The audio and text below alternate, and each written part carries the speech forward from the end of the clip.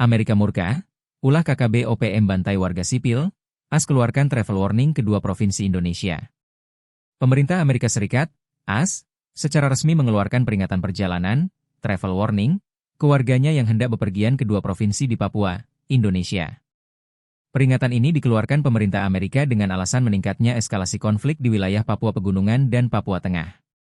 Karena seperti yang diketahui, beberapa waktu belakangan OPM atau yang juga santer disebut KKB itu mengumumkan perang terbuka.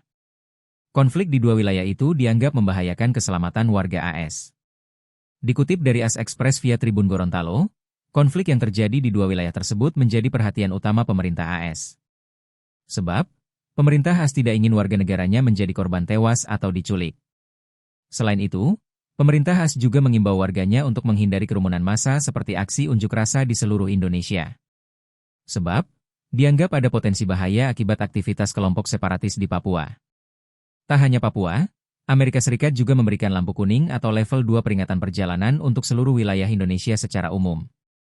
Level 2 ini mengindikasikan bahwa wisatawan diminta untuk lebih berhati-hati selama berada di Indonesia karena adanya sejumlah risiko yang perlu diwaspadai, seperti potensi kejahatan, kerusuhan, wabah penyakit, atau bencana alam.